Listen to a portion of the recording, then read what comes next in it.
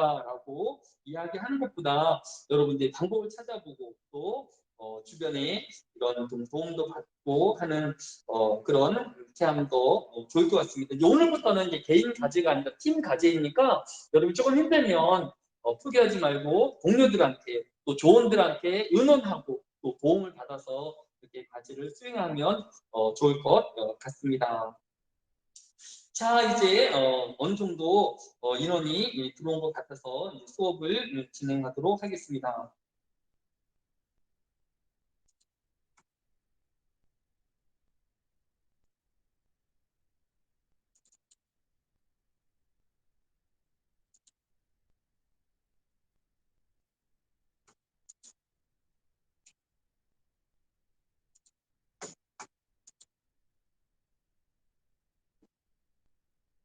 진실과 우유 수업을 진행하도록 하겠습니다.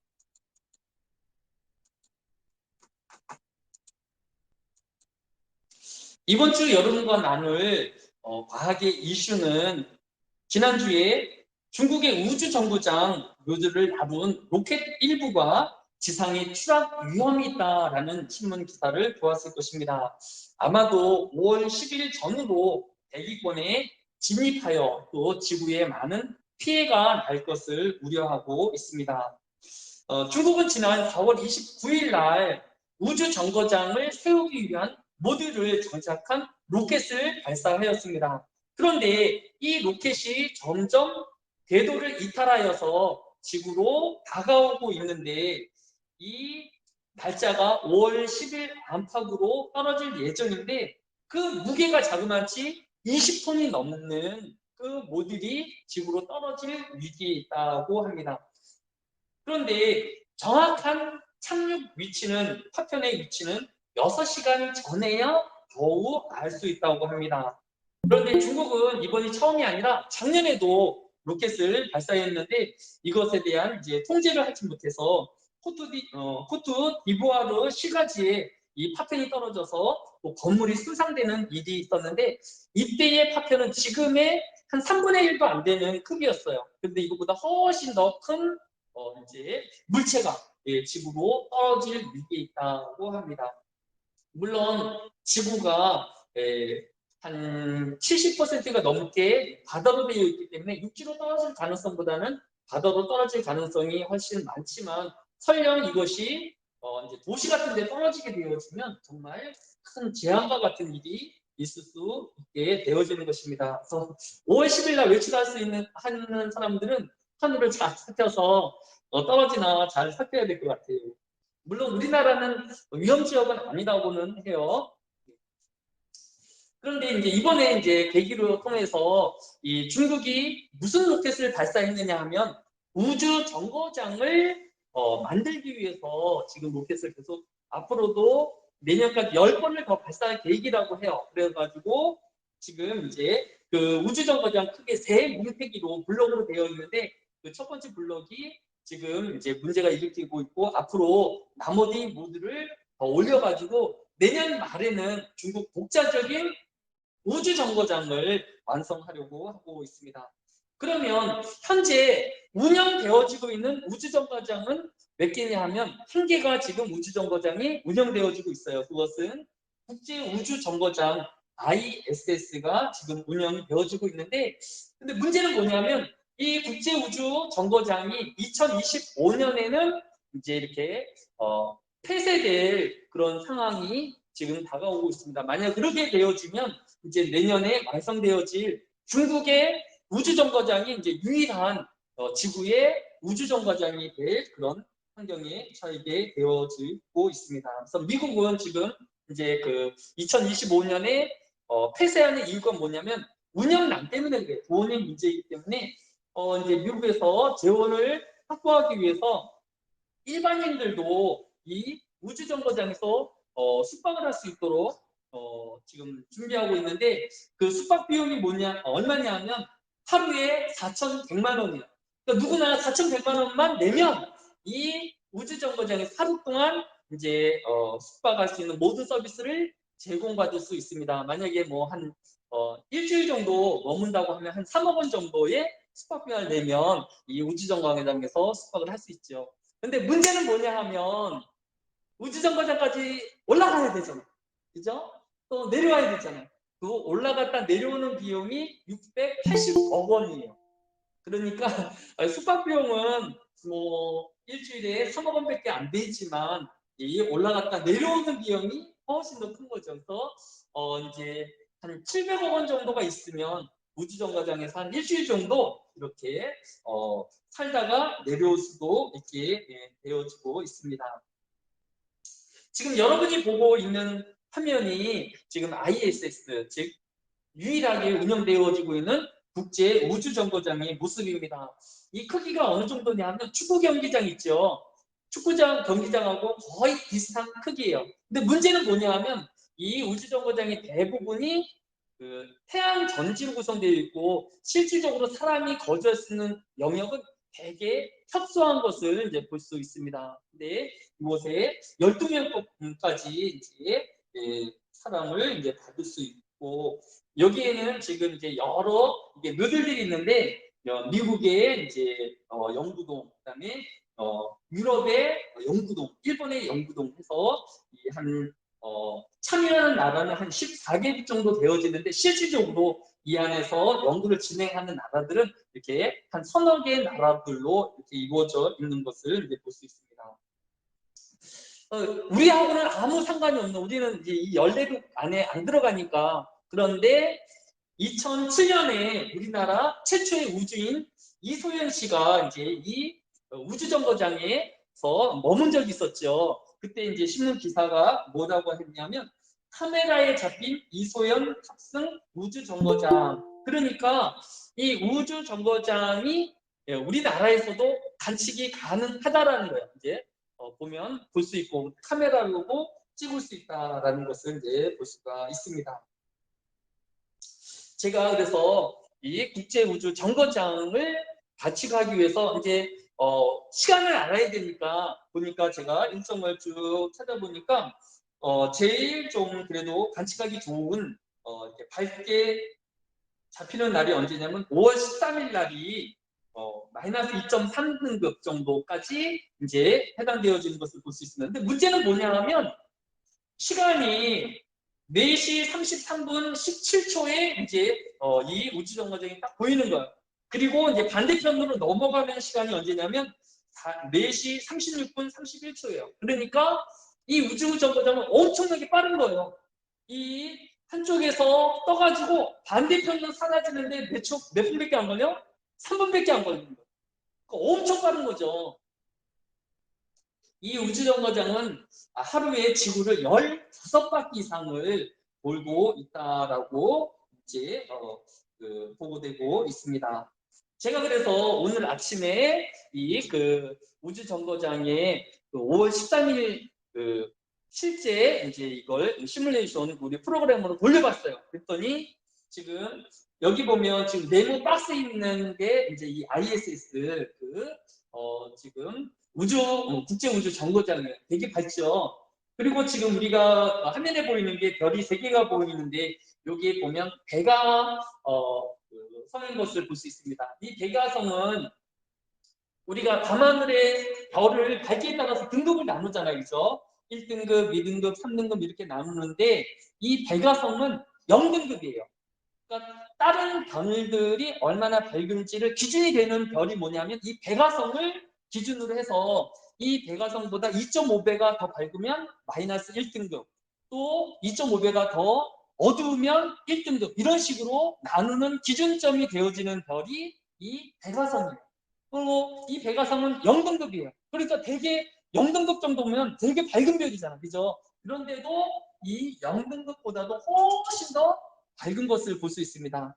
자, 우리가 중간고사 이전에 행성 관측하기 있어서 태양하고 달보다도 더 밝은 것이 별이 아니라 뭐라는 걸 알았어요? 행성들이 더 밝다는 걸 알았죠. 그 행성 중에서도 금성, 그 다음에 목성, 토성 같은 거, 화성 같은 경우는 되게 밝다라는 걸 배웠습니다. 금성 같은 거 엄청 밝죠. 그런데 이게 보면 목성이나 토성의 밝기보다도 이 우주정거장의 밝기가 훨씬 더 밝은 것을 이제 볼 수 있습니다. 이게 옆에 숫자를 보면 알겠지만 지금 이 밝기가 마이너스 3.7등급 그러니까 거의 마이너스 4등급 정도가 나오는 거예요. 그러니까 이 정도 되어지면 그 백화점보다도 거의 한 60배 정도 밝을 정도로 엄청나게 밝은 것을 볼 수 있습니다. 그래서 우리가 밤하늘에서 가장 밝게 볼 수 있는 것이 태양하고 달인데 그 다음이 밝은 별이 뭐라고요? 행성도 아니고 뭐라고? 우주정거장이 가장 밝은 광명체인 것을 볼 수 있습니다. 근데 물론 그 우주정거장도 시간에 따라서 밝기가 조금씩 우리가 이제 틀려지기 때문에 항상 그렇지는 않지만 그래도 통상적으로 가장 밝은 별인 것을 볼 수 있습니다. 근데 많이 체험하지 못하는 것은 워낙에 수시간이 지나가는 거예요. 이쪽부터 저쪽까지 3분이면 지나가 버리니까 관측하기가 어려운 이제 것을 볼 수 있습니다. 근데 여러분이 5월 13일 날 새벽 4시 30분 안팎으로 하늘을 보면 정말 엄청나게 밝은 행성이 우주를 가로지는 것을 이제 볼 수 있습니다. 그래서 새벽 4시 일어나려고 하면 좀 힘들겠지만 여러분이 이 ISS 위성도 한번 관측해 보면 좋을 것 같습니다.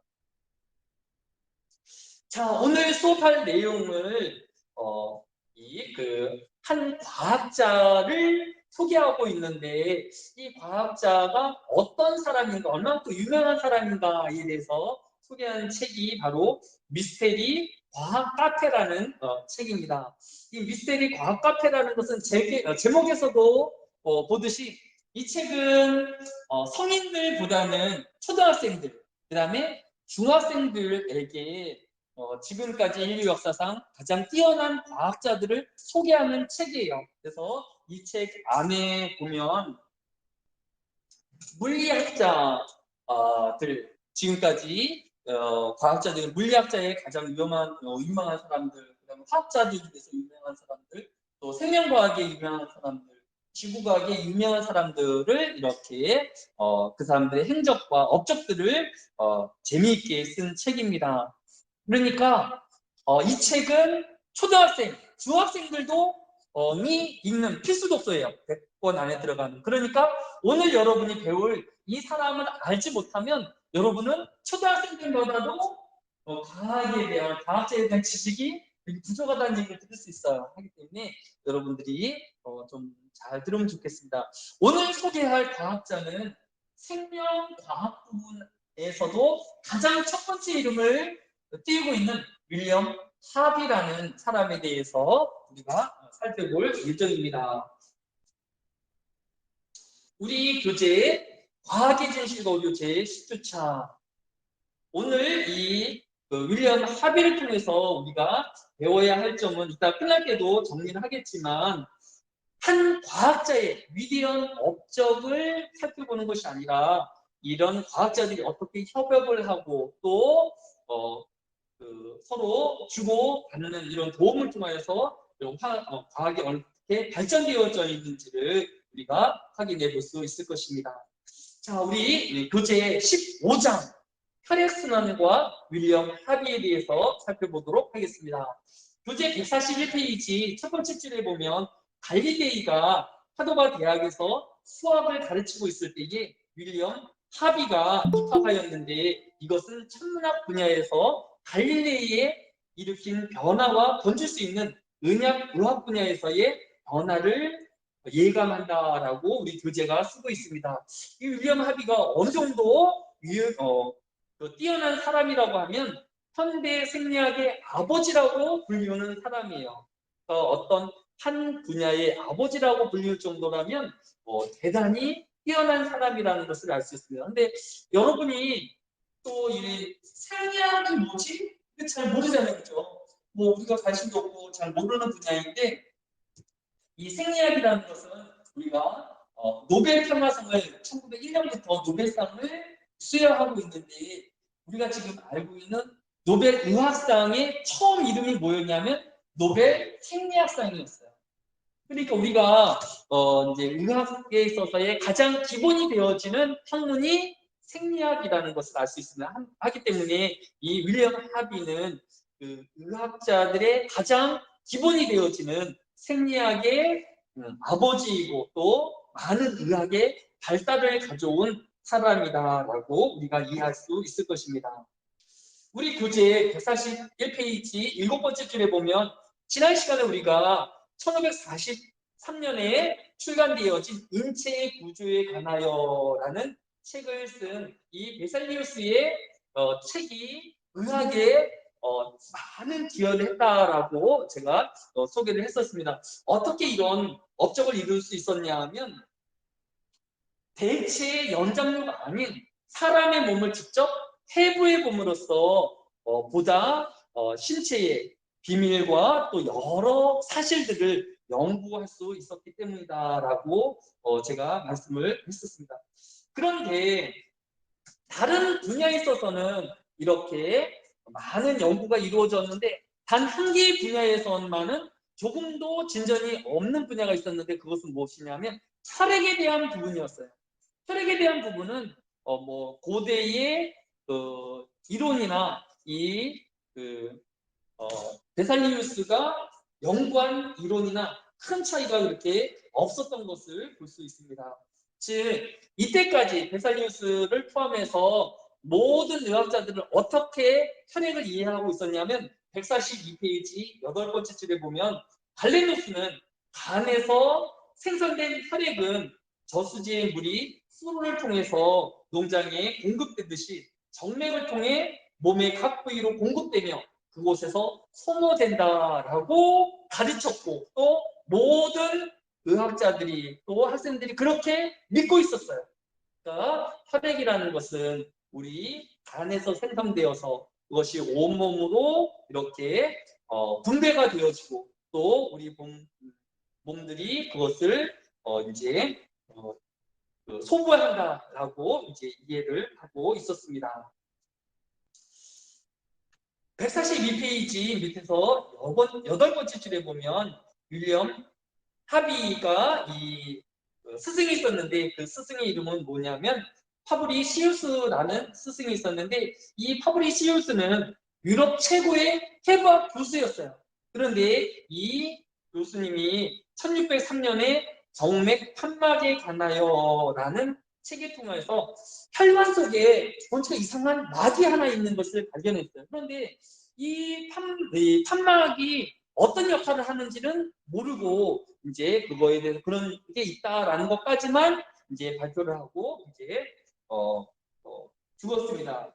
그런데 이것에 대해서 143페이지 네 번째 줄에 보면 하비는 심장을 생명의 근원이며 모든 힘을 발생시키는 태양과 같다고 하면서 1616년에 런던 왕립의과대학에서 자신의 혈액 순환에 대한 이론을 발표하였습니다.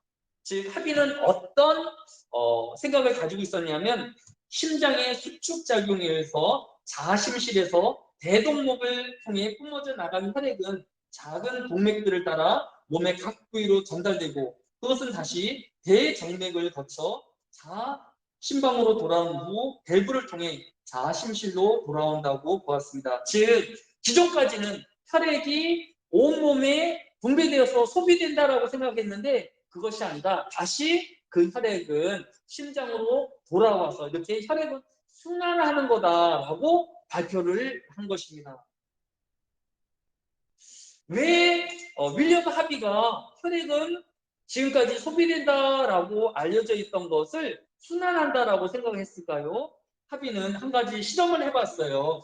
143페이지 밑에서 10번째 줄에 보면 하비는 심장이 맥박을 한번 뛸 때 내보내는 혈액의 양을 계산해 보았는데 이렇게 시간당 이 심장을 통해서 나가는 혈액의 양이 너무 어마어마한 거예요. 그러면 그만큼의 혈액을 금방금방 우리 몸이 만들어내야 되는데 어떻게 그렇게 빠른 시간에 그 많은 혈액을 양을 만든다는 것은 불가능하다라는 것을 알게 되었습니다.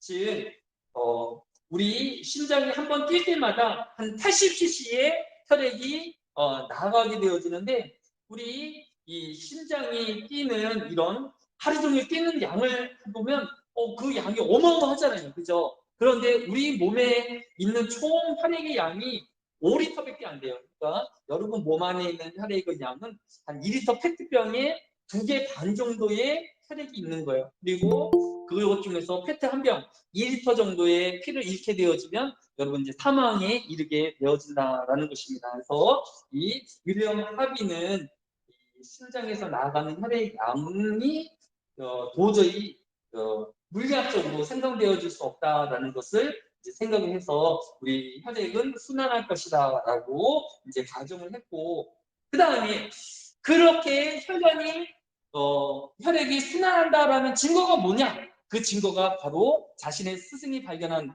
판막이 그 증거다라고 보았습니다. 우리 교재 143페이지 밑에서 5번째 줄에 보면 1628년에 하비는 동물의 심장과 혈액의 운동에 관한 해부학적 실험이라는 책을 출간하였는데, 이 책에서 판막이 혈액의 순환을 증명하는 것이다 라는 뜻을 실험을 통해서 이렇게 증명해 보는 것을 볼 수 있습니다. 사진을 보게 되어지면 이제 우리의 팔에 혈관이 지나가고 있고, 혈관에 보면 이렇게 몽우리처럼 뿔뚝뿔뚝 이렇게 나온 것이 있는데, 이 부분이 뭐냐면 판막이 있는 부분이에요. 그래서 우리 혈액을 이제 위에서 막은 다음에 손가락으로 피를 거꾸로 이렇게 밀어보는 거예요. 그러면 어떻게 되겠어요? 만약에 이런 판막이 없으면 그냥 피가 쭉 밀려가겠죠, 우리 신체가. 그런데 판막이 있으면 어떻게 되겠어요? 판막에 의해서 혈액이 역류하는 것을 막아지니까, 그럼 혈관이 이렇게 짜게 되어지면 어떻게 되겠어요? 부풀어 오르겠죠, 이렇게 몰리니까. 그걸 보이면서 이 판막의 역할은 혈액에 역류하는 것을 방지하는 역할을 하는 것이 판막이다라는 것을 증명했습니다. 이 얘기는 뭐예요? 혈액이 한 방향으로 계속 순환한다라는 것을 이렇게 증명하는 한 예라고 보았던 것입니다.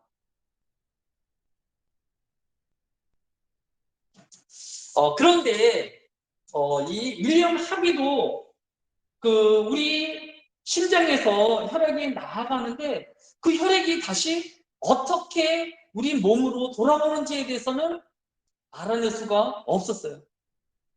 그런 차에 145페이지 5번째 줄에 보면, 이러한 과정은 하비가 죽은 후 마르첼로 말필이라는 사람이 개구리의 회전맥을 현미교로 관찰하던 중에 동맥과 정맥 사이에는 우리 눈으로 보이지 않는 모세 혈관이 있다는 것을 발견하고 1661년에 발표했습니다. 즉 우리 몸은 이 혈관을 통해서 모세 혈관으로 각 조직에 혈액이 분배되었다가 다시 모세 혈관을 통해서 이 심장으로 다시 돌아온다라는 것을 보임으로써 윌리엄 하비의 혈액순환론이 옳다라는 것을 입증하게 되어진 것입니다.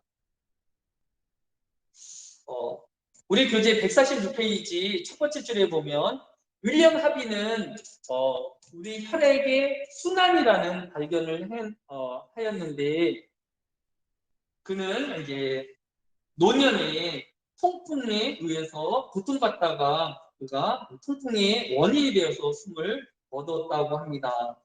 우리 이제 통풍이라는 것은 이 상류층에 주로 걸리는 병이라고 해요. 보통 이제 비타민 결핍이라든지 이런 것들은 이제 좀 가난한 사람들, 서민들이 많이 걸리는 병이라고 하면, 이 통풍 같은 경우에는 이 상류층 사람들, 잘 먹고 또 이런 영양분이 충분한 사람들에게 흔히 걸린다고 합니다. 그래서 하비는 통증이 워낙에 심해지면 자신의 집 기둥에 앉아 있거나 이제 물에다가 따뜻한 물을 받아가지고 발을 담그고 그 고통을 이겼다라고 합니다. 왜냐하면 이 따뜻한 물에 몸을 담그면 혈액순환이 원활해지니까 아무래도 통증이 경감되어지는 것을 이제 볼 수 있습니다.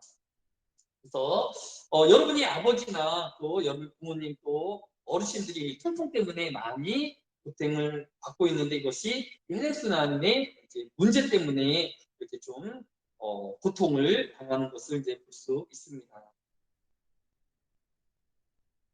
자, 여기까지가 이제 우리 교재 15장 혈액순환과 윌리엄 하비에 대한 내용을 살펴보았습니다. 자, 이번 시간에는 우리 지난 주에 우리가 뭘 하기로 했었죠? 조편성을 하기로 했었죠. 그런데 조편성을 끝내 못해서 이 조편성을 좀 하려고 합니다. 그래서 조편성에 대해서 여러분의 의견을 먼저 듣도록 하겠습니다.